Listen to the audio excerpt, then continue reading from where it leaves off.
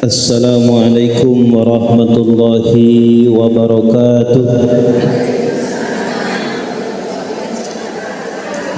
Alhamdulillahilladzi faddala alaina syahra Rajab. Assalatu wassalamu ala khairi man du'iya fa ajab, wa ala alihi wal ashab. Ashhadu an la ilaha illallah wahdahu la syarika lah, wa ashhadu anna sayyidana wa maulana Muhammadan abduhu wa rasuluhu, amma ba'du. Sambil ibu-ibu membagikan kalender kita sambil bersolawat. Allahumma salli ala Muhammad ya Rabbi, salli alaihi wa sallim.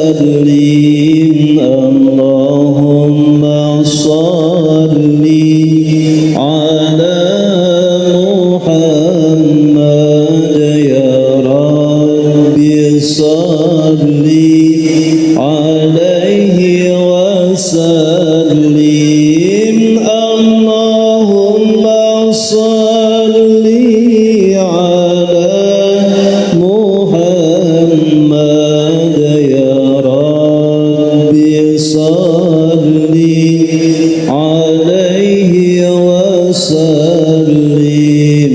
Allahumma salli ala Muhammad ya Rabbi, salli alaihi wa sallim. Allahumma salli ala Muhammad ya Rabbi, salli alaihi wa sallim. Allahumma salli ala Muhammad ya Rabbi, salli alaihi wa sallim. Rabbi fanfa'na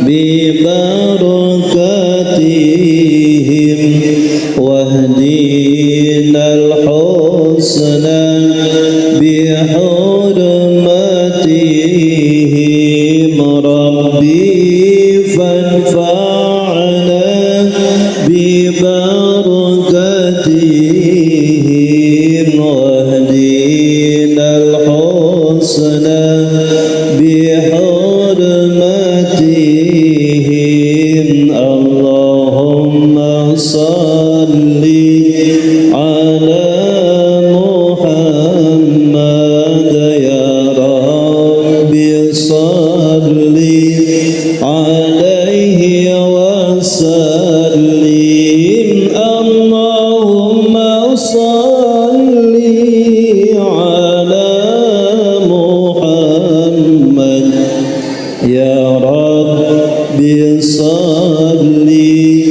alaihi wa sallim. Allahumma salli wa sallim wa barik alaihi wa ala alihi. Ibu rahimakumullah, syukur alhamdulillah kita berada di bagian kedua terakhir dari bulan Rajab. Maka patut dan selayaknya kita mengingat dan memperingati hal-hal yang penting dalam peristiwa bulan Rajab ini. Majelis Taklim Ummahat Rabu pagi, mudah-mudahan dengan keistiqomahan kita Allah sehatkan badan kita, Allah mudahkan urusan kita, dan Allah jaga keharmonisan keluarga kita. Amin ya Rabbal. Dan kita bacakan surah Al-Fatihah khususnya untuk guru kita Kiai Haji Ahmad Maulana beserta istri dan keluarga yang sedang melaksanakan ibadah umrah di kota suci Mekah menurut penjadwalan menurut penjadwalan besok pulangnya. Mudah-mudahan pulangnya guru kita beserta istri dan keluarga diberikan kesehatan, keamanan, kelancaran dan berkumpul dengan kita kembali dengan membawa keberkahan dua kota suci Mekah dan Madinah. Al-Hadihniyah Al-Fatihah. A'udzu billahi minasyaitonir rajim. Bismillahirrahmanirrahim. Alhamdulillahirabbil alamin arrahmanir rahim maliki yaumiddin. Iyyaka na'budu wa iyyaka nasta'in. Ihdinas siratal mustaqim. Shiratal ladzina an'amta 'alaihim ghairil maghdubi 'alaihim waladdallin. Amin. Jemaah ibu yang dirahmati oleh Allah Subhanahu wa taala, peristiwa Isra wal Mi'raj berkaitan dengan ibadah salat. Peristiwa Isra wal Mi'raj berkaitan dengan tempat-tempat ibadah. Demikian pula peristiwa Isra wal Mi'raj sepanjang perjalanan Allah Subhanahu wa taala memperlihatkan bagaimana gambaran-gambaran manusia pada masa depannya. Ada 11 golongan manusia yang Allah perlihatkan kepada Rasul dan malaikat Jibril dalam perjalanan Isra wal Mi'raj. Ada berapa golongan, Bu? Ada 11 golongan manusia ketika peristiwa Isra wal Mi'raj Allah perlihatkan oleh Nabi, baik calon ahli surga ataupun calon ahli neraka. 11 golongan tersebut diantaranya ada golongan ahli sedekah, mirip kayak ibu-ibu pengajian Rabu Pagi Al-Huda, rajin sedekah. Alhamdulillah. Bagaimana gambarannya Pak Ustadz ketika Rasul Isra diperlihatkan ada sekelompok manusia baru juga nanam langsung panen, Ketika orang-orang ini nanam benih, tidak jauh waktu daripada penanamannya langsung memetik hasil daripada apa yang ditanamnya. Rasul kaget.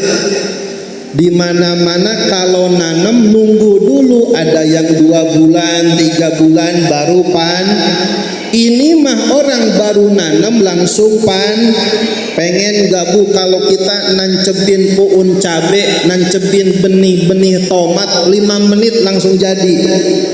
Mau, Bu? Iya, nggak bakal laku tukang sayur. Orang nanam langsung jadi, metik. Rasul bertanya, wahai Jibril, siapakah mereka? Mereka adalah umatmu. Umatku yang bagaimana? Mereka orang-orang yang menyisihkan hartanya untuk fakir yatim, kaum du'afa fi sabilillah, untuk membela menegakkan agama Allah. Mereka bersedekah, sedekahnya ikhlas, maka seperti itulah ganjarannya. Tidak perlu lama-lama, orang yang bersedekah akan Allah berikan keberkahannya di dunia. Alhamdulillah. Ada juga golongan orang-orang yang susah sholatnya, dientar-entar sholatnya, ada. Dan di antara 11 golongan manusia yang diperlihatkan pada perjalanan Isra wal Mi'raj adalah orang-orang yang melanggar aturan syariat agama Allah, lebih mengikuti hawa nafsu biologisnya daripada menjaga amanah dan keimanannya. Mereka terjerumus pada sumur kehinaan, terpeleset pada jurang kehancuran kemaksiatan. Mereka orang-orang yang berzina. Diperlihatkan oleh Allah dan Rasulullah pun melihat bagaimana nasibnya orang-orang yang melewati batas hanya mengikuti hawa nafsu, tidak mempertahankan tali suci janji pernikahan dan amanahnya, tetapi ia khianati janji itu di hadapan Allah dan kepada pasangannya, dan dia berkhianat di dalam cinta dan kasih sayang. Inilah yang Allah Subhanahu wa taala berikan gambarannya kepada Rasul Muhammad pada peristiwa Isra wal Mi'raj. Mari kita niatkan, mudah-mudahan kita mendapatkan fadilah dan kemanfaatan. Bismillahirrahmanirrahim. Nawaitu ta'alluma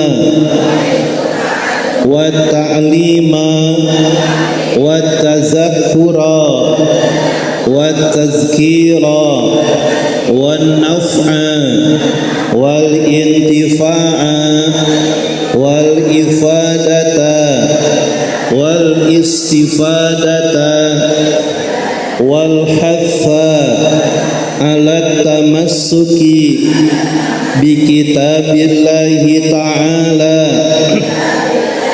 wa sunnati rasulillahi sallallahu alaihi wasallam wa du'a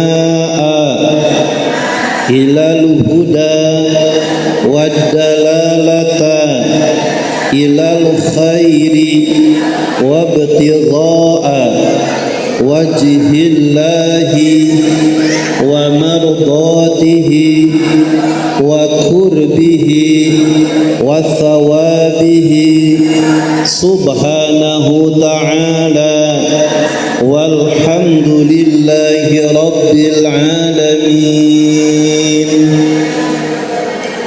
11 golongan diperlihatkan bagaimana nasibnya masa depan di akhirat nanti pada peristiwa Isra wal Mi'raj.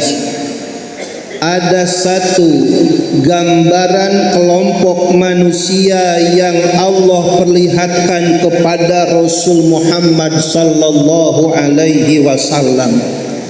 Ada kelompok orang yang memegang menggenggam daging.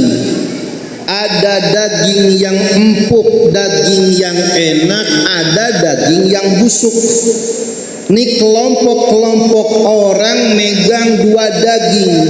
Ada daging yang empuk, ada daging yang nikmat, daging yang lezat, ada daging yang busuk, dipenuhi lalat, dipenuhi cacing, dipenuhi bebauan.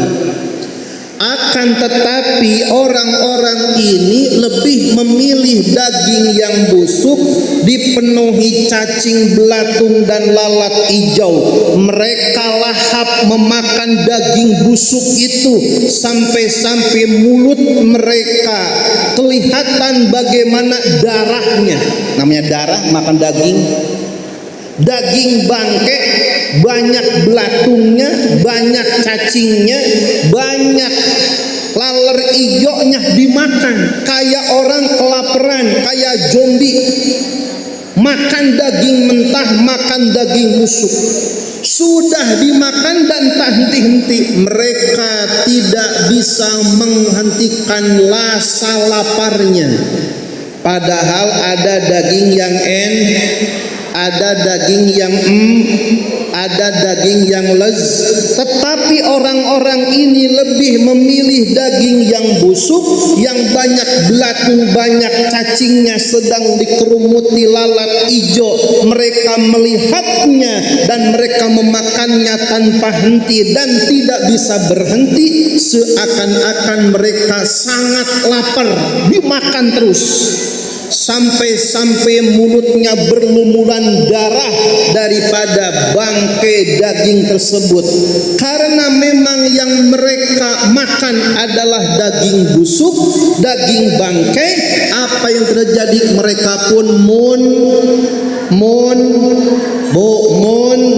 yang dimakannya daging yang dimakannya daging busuk. Karena memang busuk, mereka nggak bisa nolak, tapi yang dilihat, yang dimaunya itu aja, dan rasa laparnya tidak terbendung. Rasa laparnya walau sudah memakan daging itu tidak hilang rasa laparnya, seakan-akan betul-betul enggak pernah makan daging busuk, sampai dia muntah dan muntah daripada daging busuk yang dia bangkai, dijilat juga. Saking apanya, Bu? Saking laparnya, dan itu tidak terhenti-henti. Terus begitu, makan, muntah, dijilat, makan, muntah, dijilat. Padahal ada daging yang ada daging yang ada daging lain yang tetapi mereka golongan ini lebih memilih daging busuk, banyak belatung, banyak cacing, dikerumuti lalat hijau. Mereka makan dan tidak bisa menutup daripada laparnya, muntah dan dimakan kembali. Rasul bertanya, man haula ya Jibril, wahai Jibril, siapakah mereka ini? Jibril berkata, ummatuka ya Rasul, umatmu ya Rasul. Lantas apa yang menyebabkan mereka seperti ini? Az-zunnatu fid dunya, mereka adalah orang-orang yang berzina. Di siang hari, di malam hari, mereka sudah tidak sembunyi-sembunyi lagi. Di tempat terbuka mereka berselingkuh, janjian dan sebagainya, berzinah mereka. Padahal wabaina aidihim misaqan ghalido, padahal di antara mereka ada janji suci yang kuat, yang sudah dia perkenankan janjinya di hadapan penghulu, di hadapan wali, di hadapan orang tua perempuannya, dan berjanji di hadapan Allah, tetapi dia khianati. Mereka lebih memilih barang yang haram daripada barang yang halal. Padahal ada daging empuk, daging enak, daging lezat, daging nikmat, mereka malah milih daging Seperti itulah gambarannya orang-orang yang berzina kelak di hari kiamat. Na'udzubillah, summa mudah-mudahan garis terah keturunan kita Allah jauhkan dari murkanya Allah Subhanahu wa taala. Rabbana hablana min azwajina wa dzurriyyatina qurrata a'yun waj'alna lil muttaqina. Maka di dalam agama kita tidak boleh mencoreng nasab, tidak boleh merusak nasab, tidak boleh mempermalukan kehormatan keluarga. Ayatnya begitu jelas dalam surah Al-Isra ayat 32 tentang larangan zina. Dan hebatnya ketika ayat ini melarang tentang perzinahan, Allah tidak langsung larang zinahnya, tapi pelarangan-pelarangan yang lain Allah langsung. Tidak boleh mencuri, langsung jangan mencuri. Tidak boleh mabuk, langsung jangan mabuk. Tidak boleh membunuh, kata Allah, jangan membunuh. Tapi lihat ketika Allah melarang zina, lihatnya Allah. Ini adalah ayat di mana Al-Quran menyampaikan kepada umat manusia melarang zina. Tapi lihat, Al-Quran tidak langsung melarang zinahnya. Ketika zina itu haram, yang dilarang bukan zinahnya langsung, tapi lihat, wala taqrabuz zina, jangan kalian dekati. jangan kalian dekati. Mendekatinya saja, apalagi menunjukkan zina ini amat berbahaya. Mendekatinya saja tidak boleh, apalagi nyemplung pada perzinahannya. Ini menunjukkan bahwa akibat dosa zina tidak seperti mencuri, tidak seperti merampok, tidak seperti membunuh. Lantas separah apa Ustadz kalau seseorang berzina? Nah, boleh ya. Al-Quran saja tidak langsung mengharamkan zinahnya. Yang Allah tekankan, jangan dekati, awas, jangan mendekati. Mendekatinya dilarang, apalagi zinahnya. Berarti kalau sudah zina lebih berdosa dan efeknya sangat fatal di dalam kehidupan. Maka yang dilarangnya jangan dekat, jangan coba-coba dekat. Karena kalau sudah zina, ngobatinnya bagaimana dampak perzinahan? Ibu rahimakumullah, di dalam agama itu ada pilar-pilar utama di dalam syariat. Yang pertama disebut maqasidus syariah. Yang pertama hifdul jasad, menjaga badan kita. Maka tidak boleh dalam agama bunuh diri, nggak boleh. Yang kedua hifdun nasal, menjaga kemurnian menjaga garis keturun. Maka ada bab nikah. Yang ketiga hifdul mal, menjaga harta. Maka di dalam agama kita enggak boleh mencur, enggak boleh meram, enggak boleh korup, enggak boleh gasab. Kenapa? Setiap manusia memiliki hak daripada harta masing-masing, enggak boleh mengganggu. Yang ketiga hifdur ruh, menjaga kehidupan. Maka membunuh tidak diperbolehkan kecuali pembunuhan yang diperintahkan oleh agama, yaitu dalam peperangan. Yang kelima hifduddin, menjaga agama, keyakinan, akidah, dan itu adalah kewajiban kita. Maka wajibnya kita menjaga kemurnian agama, kemurnian daripada keturunan. Maka di dalam hal ini garis kemurnian keturunan manusia dalam keluarganya akan memberikan sebuah konsekuensi.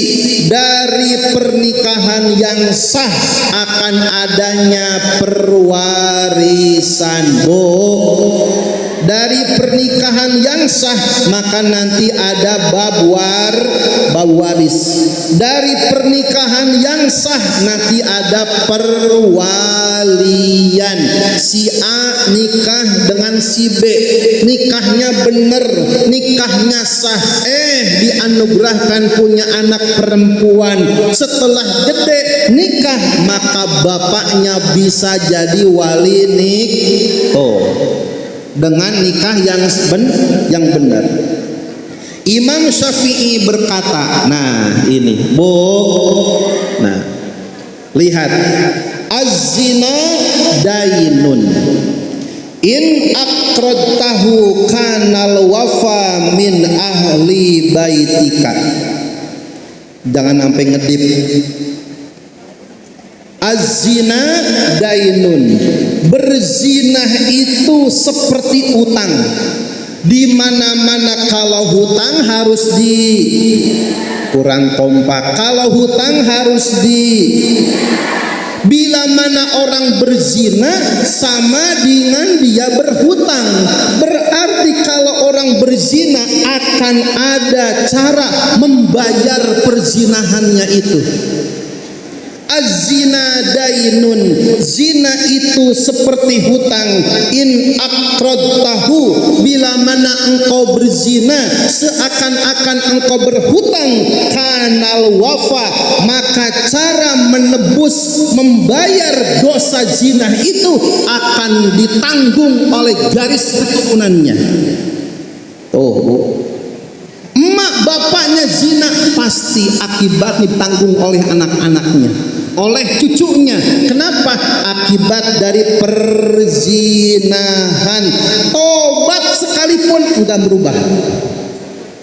Bu, tobat sekalipun tidak berubah, tetap akan ditanggung oleh anak cucunya. Beda dengan dosa yang lain. Contoh, kalau kita puasa Ramadan enggak kuat karena sakit, maka bisa dikodok, selesai, beres. Apa Ustaz, saya memang bukan karena sakit, udah uzur, maka dibayar dengan fidyah.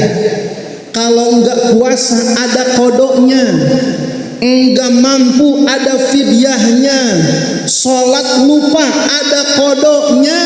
Kalau zina tidak ada cara untuk menebusnya. Kanal wafa, maka cara pembayaran zina min ahli baitika, yaitu akan menanggung yang membayarnya adalah garis keturunanmu. Dampak daripada perzinahan.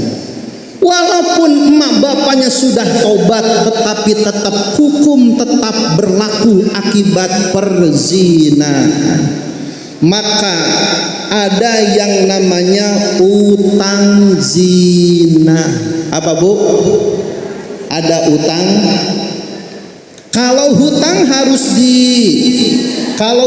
harus maka bila mana orang berzina, bagaimana cara membayarnya? Kanal wafa'u min ahli baitika, cara membayar dosa perzinahan adalah menanggungnya daripada garis keturunan keluarganya, akan menanggung akibat daripada perzinahan nenek moyang bapaknya leluhurnya. Yang akan menanggung akibatku daripada perzinahan adalah keluarga keturunannya. Na'udzubillah. Bagaimana?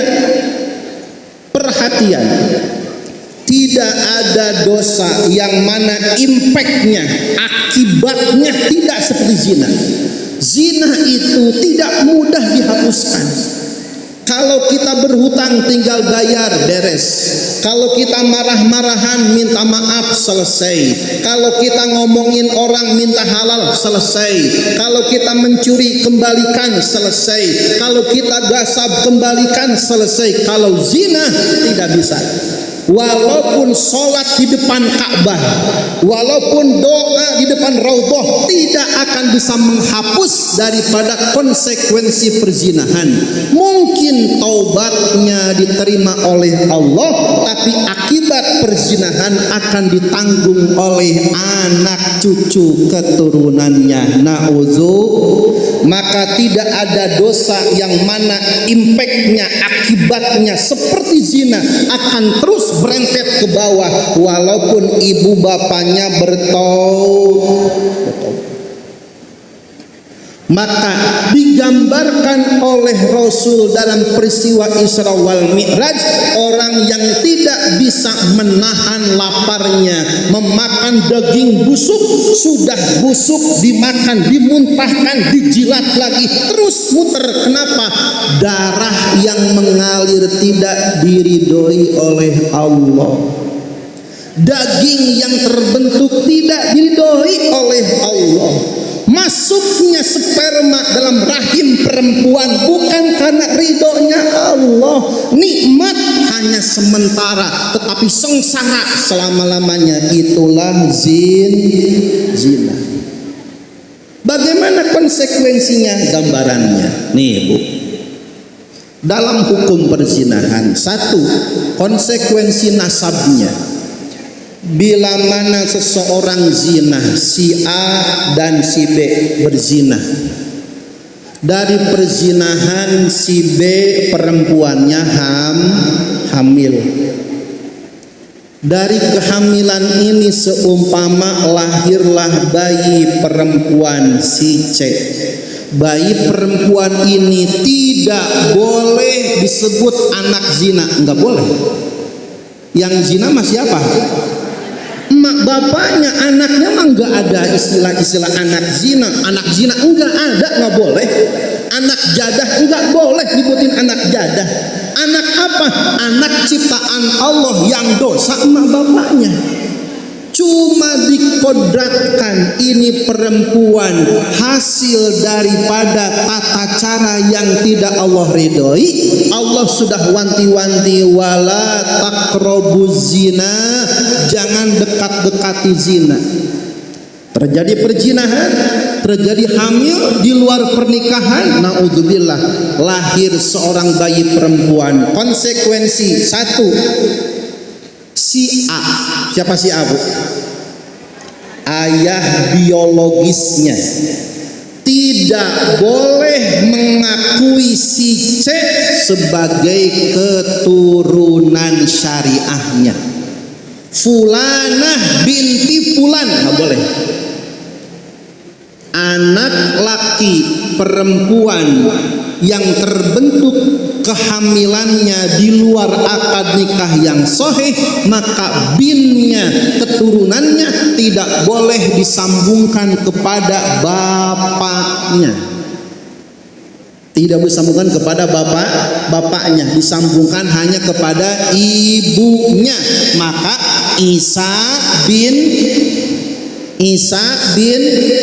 Maryam, karena tidak punya bapak, maka anak yang terbentuk kehamilannya di luar pernikahan, maka binnya dinisbatkan kepada ibunya, bukan kepada bapaknya. Inilah hebatnya pernikahan dalam agama kita.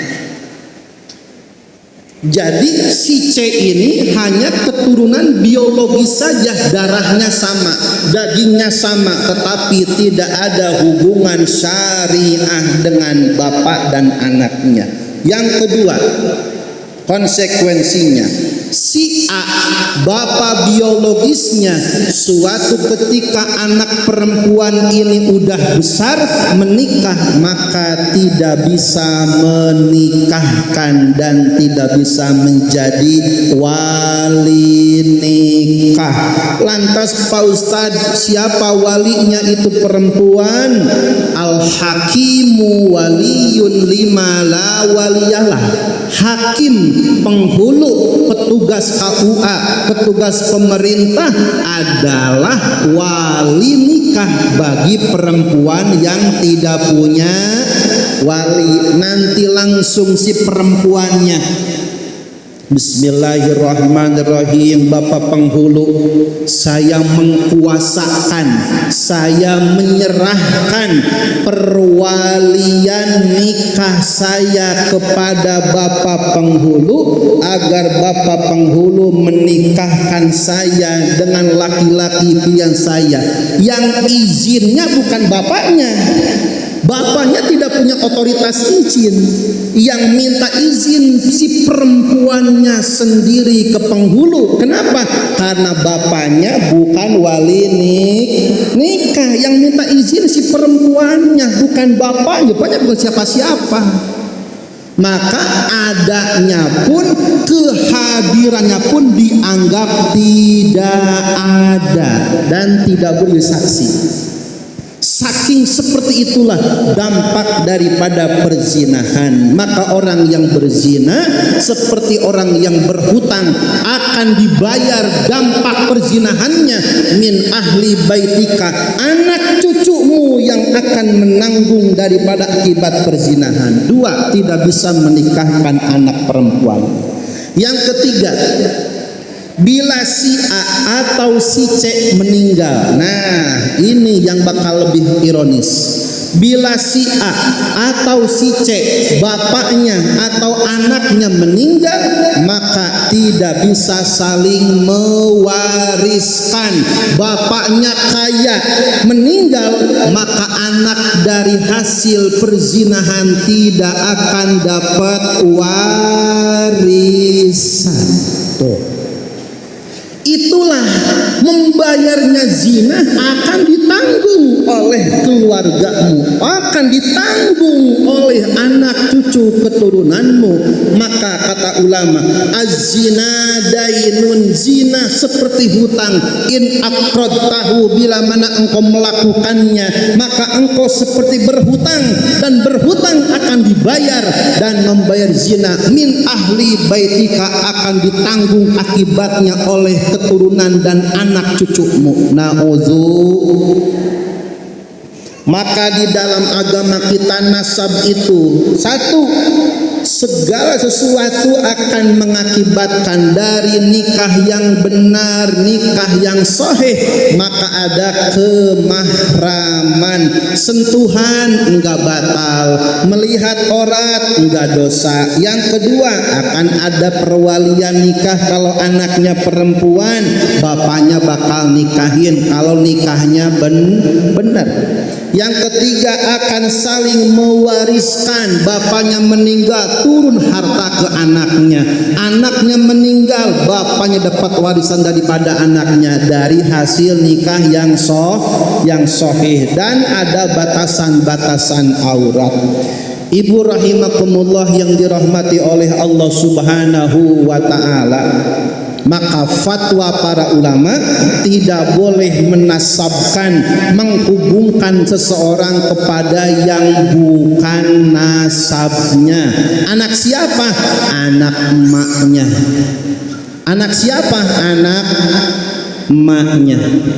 Tidak boleh menasabkan seseorang kepada seseorang yang bukan nasabnya. Maka anak daripada hasil perzinahan tidak boleh dinasabkan kepada bapak biologisnya. Na'udzubillah. Dan ini akan melekat puluhan tahun, tidak akan bisa dihapus walau ibu bapaknya taubat sekalipun. Na'udzubillah. Konsekuensi hukum. Nah, ini Bu. Dalam syariat Islam ada konsekuensi hukumnya. Yang pertama, wazani ala dorbaini, perzinahan itu ada dua jenis. Ada berapa Bu? Ada dua jenis macam perzinahan. Satu zina muhson. Satu apa Bu? Zina muhson. Yang kedua zina ghair muhson. Ulangi, ada berapa jenis zina? Satu zina, dua zina. Apa zina muhson? Nah, zina muhson ini adalah perzinahan yang terjadi di mana salah satu atau kedua pelakunya ada ikatan nikah. Singkat kita seling. Nah, itu zina muhson namanya. Zina muhson itu adalah perzinahan yang dilakukan oleh suami kepada istri orang dengan suami, atau salah satunya belum nikah. Bagaimana seorang suami zinah dengan gadis, atau seorang istri zinah sama maksudnya nggak punya pasangan. Maka bila mana salah satu atau keduanya ada ikatan pernikahan, terjadi zina, disebut zina muhson. Kalau pelakunya tidak ada ikatan nikah, gadis pemuda berzina, disebut ghair muhson. Konsekuensi, nah ini Bu, bagaimana kalau terjadi perzinahan muhson?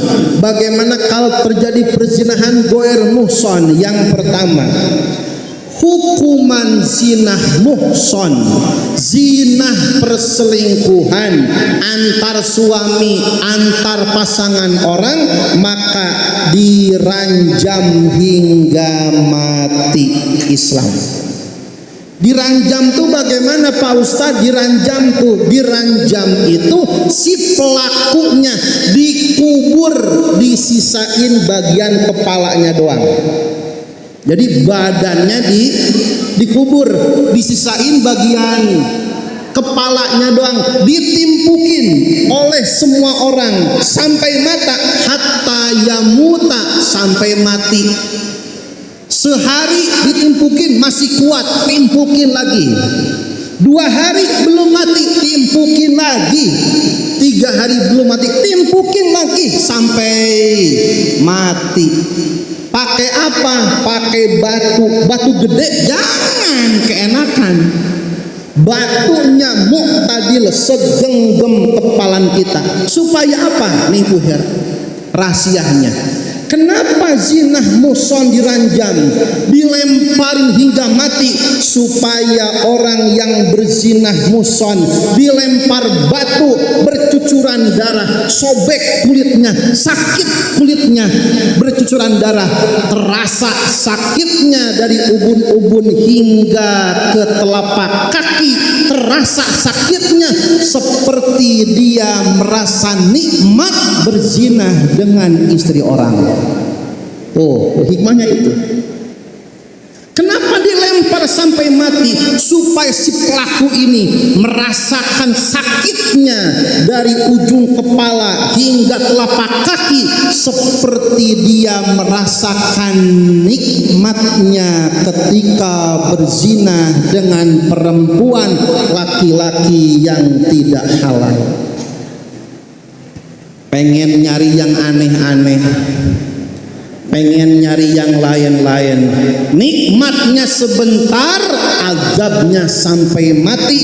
Itulah bila mana terjadi zina muhson, tidak ada hukuman selain kematian. Singkatnya, orang yang berzinah muhson sama dengan menawarkan nyawa kehidupannya. Betul Bu? Orang yang berzina muhsan sama dengan menawarkan daripada kehidupannya, sama dengan menggadaikan kematiannya. Ketika dia check in di hotel, ketika dia check in tempat apapun, berzina, ketika dia berzina sama dengan menjual kehidupannya. Orang yang berzina di hadapan Allah dianggap sudah mati. Zina muhsan diranjam sampai mati. Yang kedua, bila mana zinahnya goer muhson, pelakunya bukan suami, bukan istri, bagaimana hukumannya? Goer muhson dijilid, dicambuk 100 kali. Kenapa jilid? Jilid bahasa Arab artinya kulit. Karena memang siksaannya dicambuk sampai mengena ke bagian kulitnya. Setelah dicambuk 100 kali, laki-laki maupun perempuannya, wayu grobu, diusir. Ya baik Bu, diusir, tidak boleh ada di kampung itu. Ada yang zina, usir sama RT, lapor ke RT, RT ada yang zina, usir. Kenapa? Bila mana ada orang yang berzina, didiemin baik, diantepin, siap-siap se-RT, se-RW, sekampung bakal menerima akibat buruk daripada perzinahan itu. Orang yang zina di kampung, kampung itu akan diangkat keberkahannya. Maka orang yang berzina bawa musib. Maka supaya enggak kena musibah, orang yang berzina dikarantina, diusir 97 km dari tempat perzinahannya, supaya orang-orang yang tidak berzina tidak mendapatkan efek buruk daripada perzinahannya. Bukan disembunyiin, bukan diantepin, langsung laporin, Pak Ustadz sudah nikah. Nikah bukan berarti solusi selesai jinahnya, enggak, usir keluar. Kalau memang kita mau menanggung daripada akibat buruknya, ibu yang dirahmati oleh Allah Subhanahu wa taala, maka bila mana zina sudah dianggap tidak dosa dan bahkan dianggap dosa biasa. Kita punya anak perempuan, ada laki-laki yang sudah sering ke rumah. Karena laki-laki ini tiap ngapel bawa martabak 2 loyang, tiap ngapel bawa martabak 2 loyang sama sate 50 tusuk. Assalamualaikum om, tante, udih nyebutnya juga om, tante, saya izin sama si Neng mau main keluar. Kata ayahnya, kata ibunya, nggak apa-apa, yang penting jangan terlalu malam pulangnya, jam 12 aja pulangnya. Jangan terlalu malam, pulangnya jam 12 aja. Bu, kalau kita nitipin ayam ke serigala, kita punya ayam dititipin ke, saya ulangi, kita punya dititipin ke, kalau pas ketika kita ambil ayam kita yang tadi kita titipin, ayam kita mulus, berarti serigalanya gak pernah sekolah. Serigala gak pernah sekolah.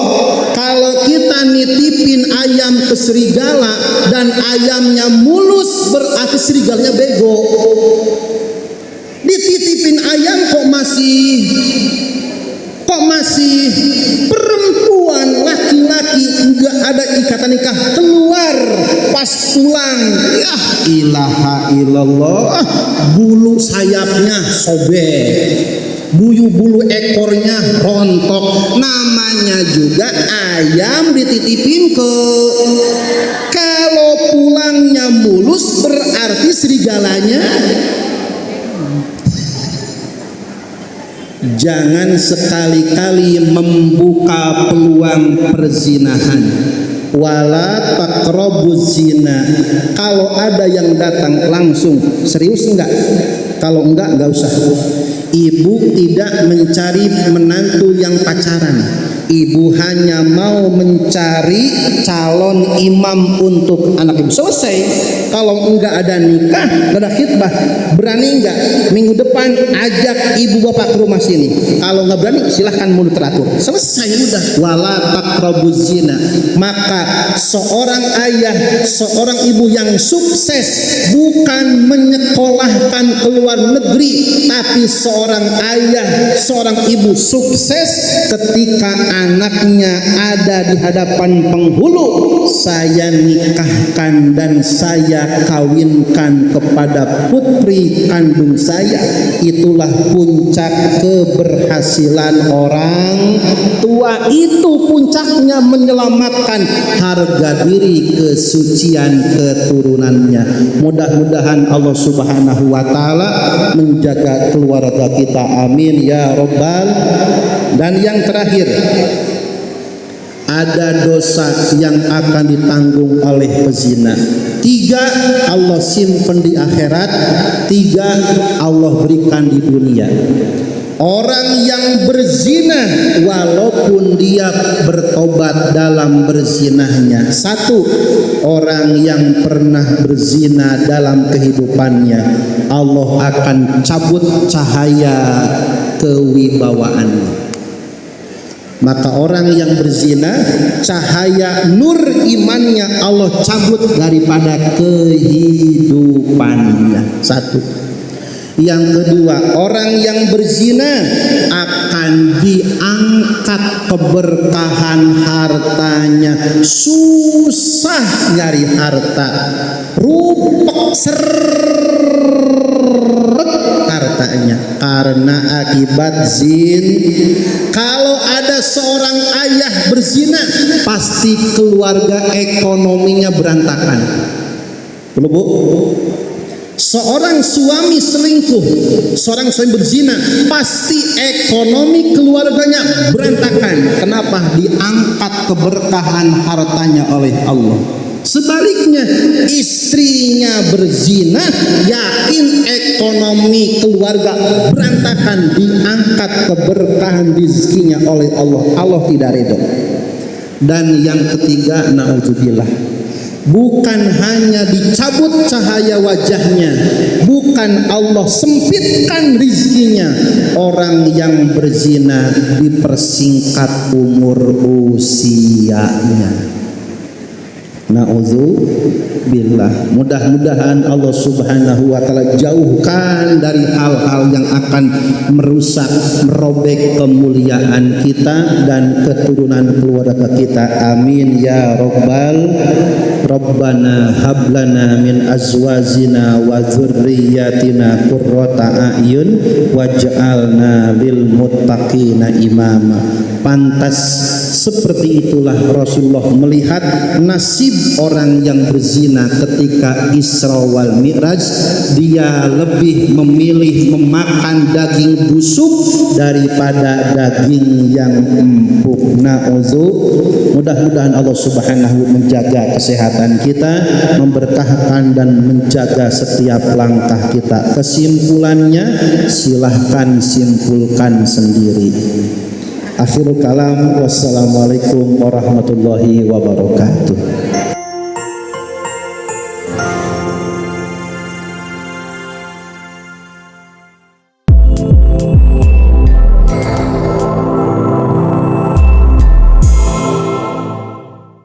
Siaran langsung YouTube channel live streaming Fadlan Sel. Jadi setelah acara nanti bisa ditonton kembali, dilihat kembali di YouTube channel Fadlan Sel, dan jangan lupa untuk like, komen, subscribe untuk membantu siar dakwah agama Allah Subhanahu wa taala.